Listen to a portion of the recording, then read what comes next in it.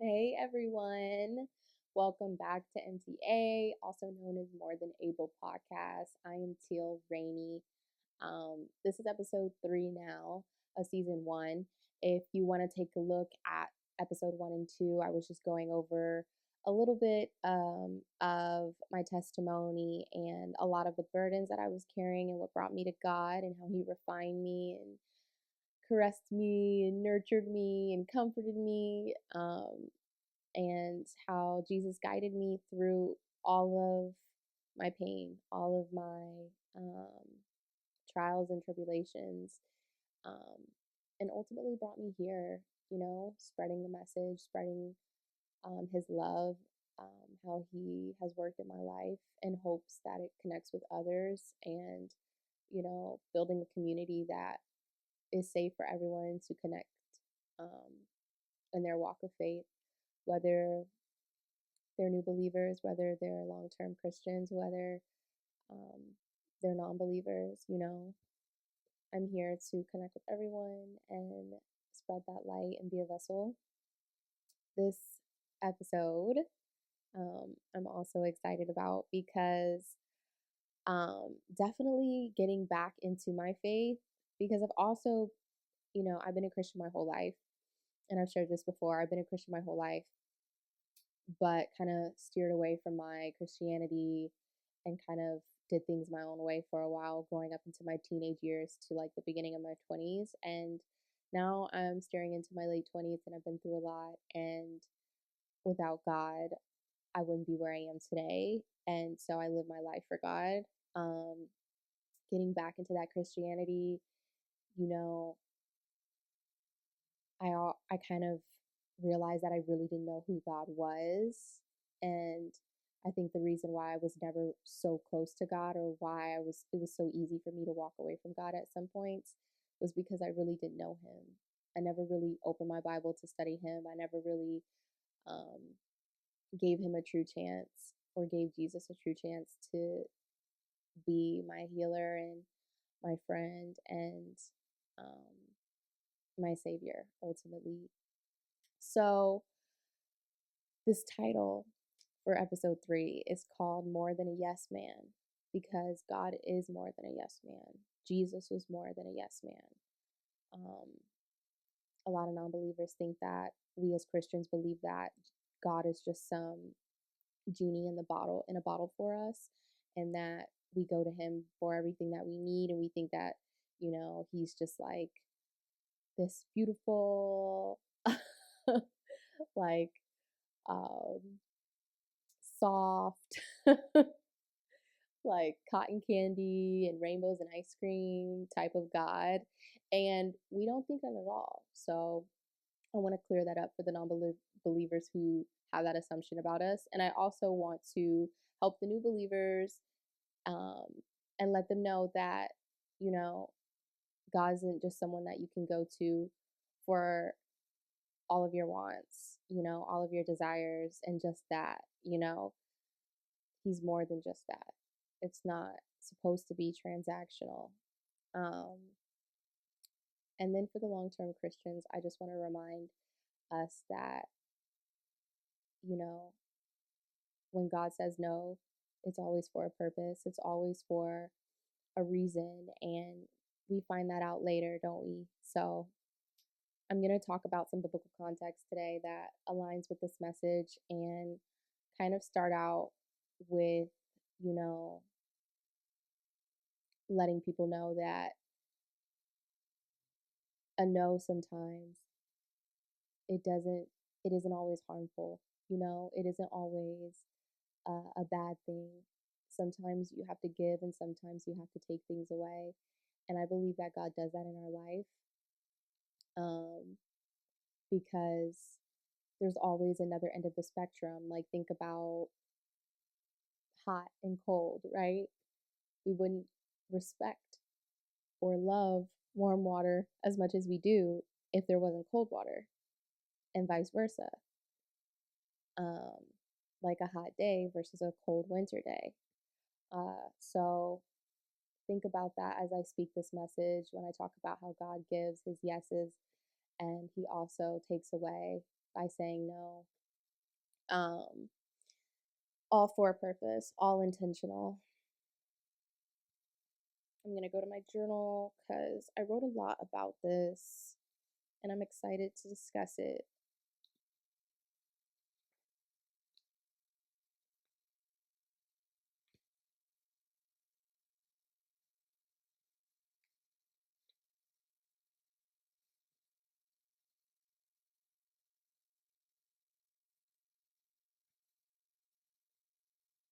So, first off, I want to talk about some biblical context where we see in the Bible God saying no, okay?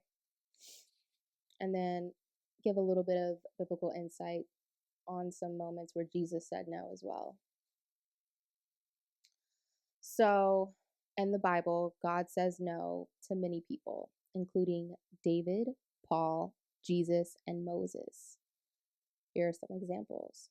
David asked God to build a temple, but God said no. David also asked God to spare the life of his illegitimate child, but God said no.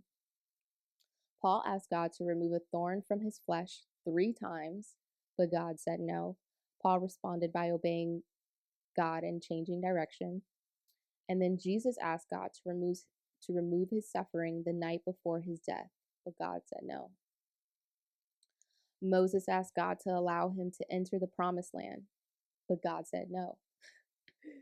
Um, and then, what are some of the reasons that God said no to these things? A lot of the time, um, when we hear this, we think, well, like, these are simple things these people are asking for. Jesus, he just didn't want to suffer. He didn't want to feel that way. Why couldn't God just get rid of it? Why couldn't God just, he's already dying on the cross. Why couldn't God just take away his pain and spare him that? You know? But God is so good and he's so particular. Um, especially in the little things, especially in the small things that we think that we don't need to go through. Um, so some good reasons God might say no to a prayer or to a request is because he knows what's best for the person or because he wants to help them grow spiritually. Um, I know a lot of times in my life when God said no to me, it was hard to understand at first because in the moment, human nature, you just question it. And then you don't want to question God, but you do, you know? Um, some examples for me, I would say, are, broken relationships, wondering why it didn't turn out the way I thought it would be. Um, why wasn't this the man for me? Um, and I remember before I met my boyfriend today, my last relationship, I I wanted it to work out so bad, I wanted it to to be ordained by God and I wanted his, you know, permission, but I ultimately wasn't seeking it because I wasn't praying about it. I wasn't it was just all my doing. It was all in my strength. It was all based off my own desire. And then when I would go to him, um, even in just the slightest of ways, it was confirmation to me that he wasn't, you know, he didn't affirm that relationship. He didn't want that relationship for me. He made it very clear. Um, and we can talk about what that looks like in another episode, but ultimately, I battled with that no, and I did not listen. And I would go back, and then it would be something else. And then it would be toxic. It would be arguments, and then I would leave and then go back and then leave and then go back and then leave and then go back. And I feel like when God is working in our life, he's going to continue to show you his no over and over and over again until we ultimately make the right decision. And I finally did. I finally did. I finally left that relationship and I like kind of just stayed to myself and was trying to heal and grow on my own. And then I met someone wonderful. I met someone wonderful, and he is ultimately the reason why God said no to the person before him, because I know this is the God that God wants me to marry. I'm with the person that God wants me to marry now. And imagine if I would have continued to pursue that no, Imagine if I stayed with the person before Emeka, who is who I'm with now. And I can't fathom that life. I really can't, because Emeka is amazing. He's all that I would want in a man, and to think of me not even getting a chance to experience that because I was being stubborn, not knowing what I needed, not knowing, you know, what was out there for me that was more than the bare minimum. So sometimes God's no is because he knows what's best for you. He knows that you don't need to endure certain things and that he has better for you waiting for you to grasp it. Um, but you have to submit, you have to surrender. And then I've also had God tell me no through like certain job experiences as well. Like I remember going for a job that God was clearly telling me no, and because I was forcing it, I was forcing the job opportunity. And you shouldn't ever have to force a door that is open from God, like ever. And I forced that, and it turned out to be the worst job of my life. I was the most stressed I had ever been in my life. Um, and, you know, if I had just listened, if I had just listened, and that's kind of how your relationship with Christ and God is. Like, you have to just listen. He saves so much of the refinement and affliction if you just listen. And I'm learning that, and I have learned that. So the other thing I wanted to go over is, which I kind of just discussed, how we respond to the no, which is, like I said, by just listening and obeying, and just doing what he says. And he will say these things to you through experience with people. If you're having a tough time with a person and you're praying about it and you're still having a tough time with this person, that looks like a no from God, right? Or if you're having, like I said, having a tough time getting a job and you keep pushing and pushing and pushing for this job and it's not happening in the slightest a bit, and you have to go out of your own way and do your own things and your own strength to get that job, it's because God has said no to that job. God's no is part of a larger plan that will ultimately lead to something better. I love this verse. It says, John 1:4-5, in him was life, and the life was light of men. And the light shines on in the darkness, for the darkness has never overpowered it, put it out, or observed it, or appropriated it, and is unreceptive to it. Like, when you get an answer from God, you know it's from him because it's for the better. It's from him because it may not be what you want, but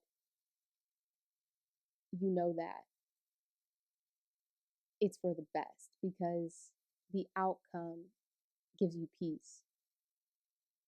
If the outcome does not give you peace, it is not from God. Or the desire on your heart, if it does not give you peace, it is not from God.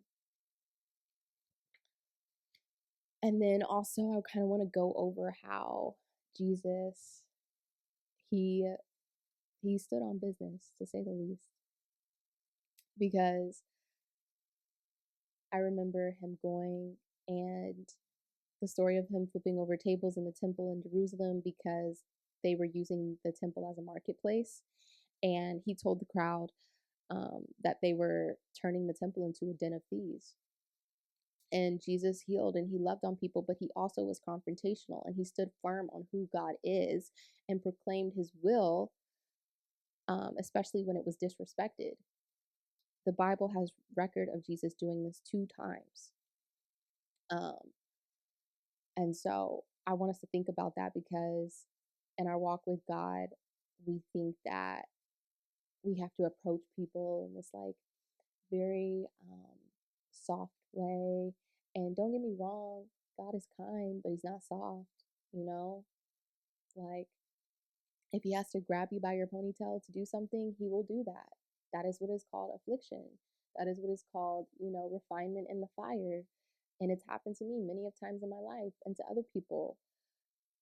So I just think that you kind of have to be confrontational with the way that you live your life, especially if you're living for God, especially if, you have a belief system that doesn't align um, with other people's lifestyle. So never be afraid to say, um, you know what, no, I'm not going to smoke with you today because I don't need to do that. That's not my lifestyle. That's not who I am. It doesn't honor the God that I serve. Or I don't need to get drunk. I don't need to go to the club and be sexy and promiscuous. You know what I'm saying? Like, all of these worldly things that don't align with God, you can say no to. And I know it's hard when you're in your walk with faith. I know it's hard when you're in your walk with faith because there's people that you love that are living that life that you no longer live because it no longer serves you. But the more that you learn to say no, the more you will be at peace and the more that others will respect your life and your light that you're carrying from God. Because you got to think about it. The more that you say no and set these boundaries that respect your beliefs, the more that people will actually look at the Christian faith and say, oh, wow, you know, I get why so and so is at peace, because this lifestyle that I live, I feel completely empty, you know, like I'm smoking weed, I'm selling drugs, I'm selling my body, or, I'm just going to the club every night and so doesn't do those things. And there's this piece about him or her that I want, to know more about. We're setting a standard and we're also honoring our temples, and we're also, you know, ultimately trying to be saints, and we're trying to live in union with God's will. And that's a huge part of the Christian walk, saying no and creating those boundaries is a huge part of the Christian walk. It's not always, going to be fun. It's not always going to be like ice cream and cupcakes when you're a Christian. And that's ultimately the message I'm trying to send here, too. You are going to have to sacrifice a lot of things to keep the peace that God has given you and to ultimately serve Him. So, in no sense, I want to reiterate, are we trying to be perfect? Perfectionism demands that we raise the bar way over our heads, making us struggle to attain something that only God can. We're not trying to be perfect, okay? We're not trying to be that person who's like plan A type and like wants everything to be just the way that it should be, or the way that they expect, or with no imperfections, no flaws. We're going to make mistakes in this walk. We're going to fall. We're going to, you know, sometimes blatantly sin. And as long as we get back up and we try, a just man falls 7 times, you know, that's in the Bible. As long as you're trying over and over again and you're going to God and you're falling to your knees and you're saying, God, like, I just cussed that person out. Like, for what? Like, why did I do that? Like, help me through this. Like, clean my heart. I apologize. There's more to life than that. It's okay. We're not trying to be perfect. Um,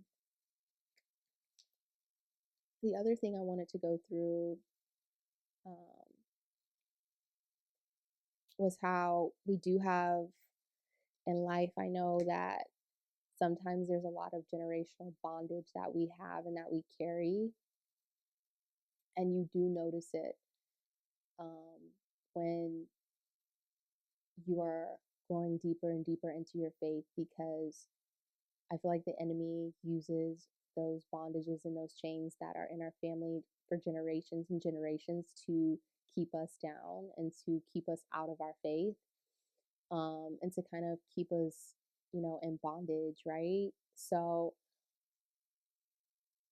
like I said, we're not here to please anyone but God. So we have to break those chains. We have to break those bondages, whatever it is, whether it's um, alcoholic abuse, whether it's drug abuse, whether it's, pornography addiction, whether it's, you know, anger management, anxiety.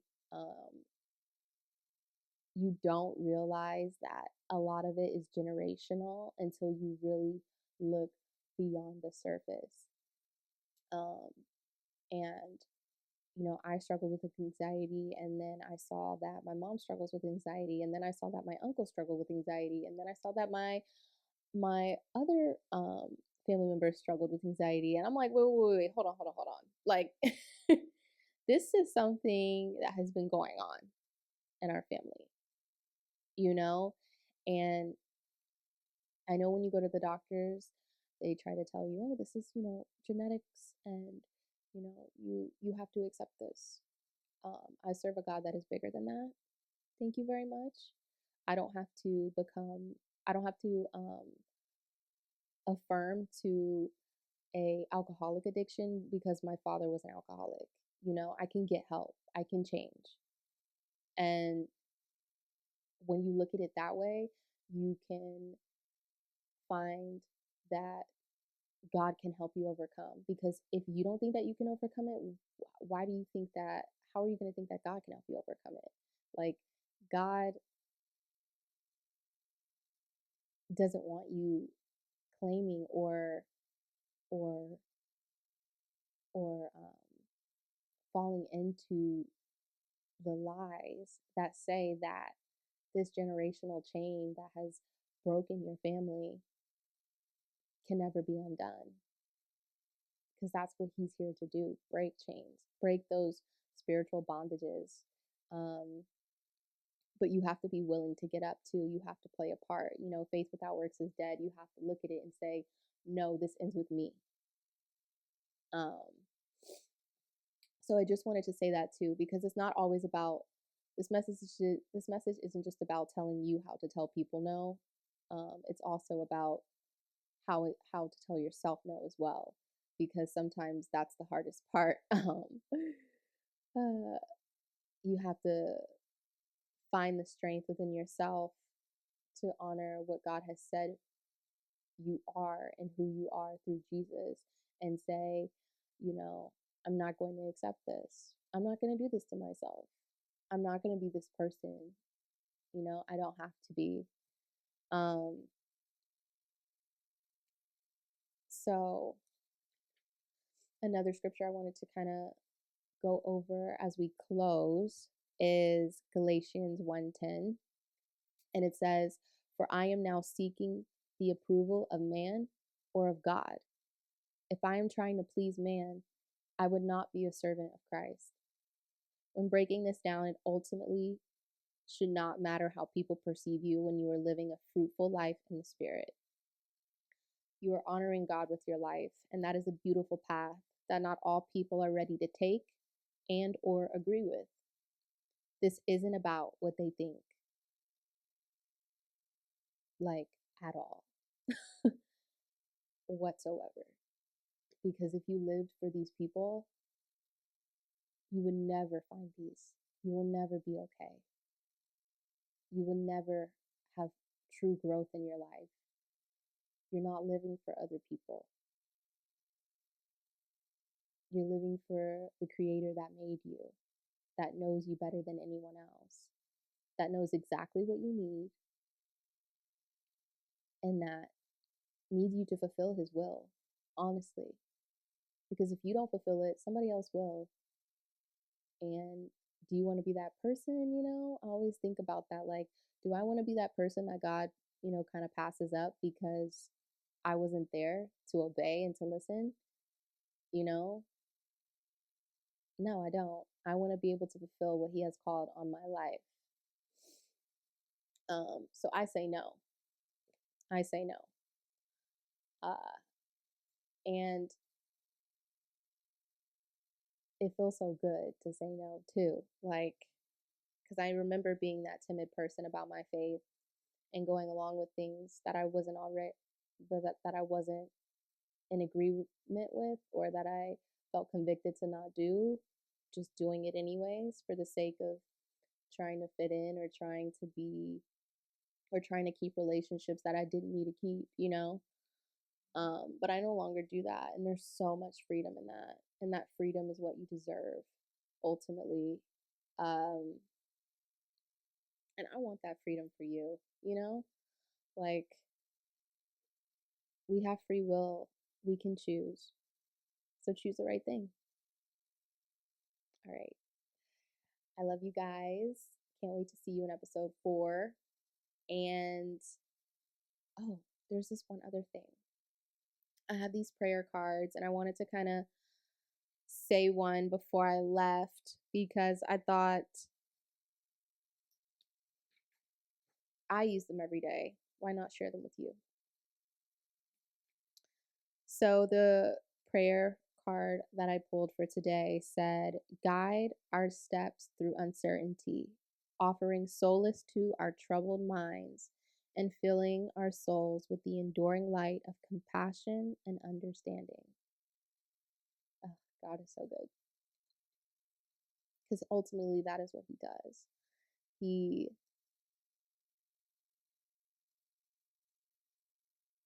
takes every tormenting thought and heals it through his word, and brings to life a new version of us that we never thought could exist. He's amazing. Well, I love you guys, and next episode will be dropping next Wednesday. Can't wait to see you. Can't wait for you to hear. And if you have any questions for me, leave them in the comments. I'm always willing to answer them. But bye for now. And yeah, love you, love you, love you. Blessings, blessings, blessings.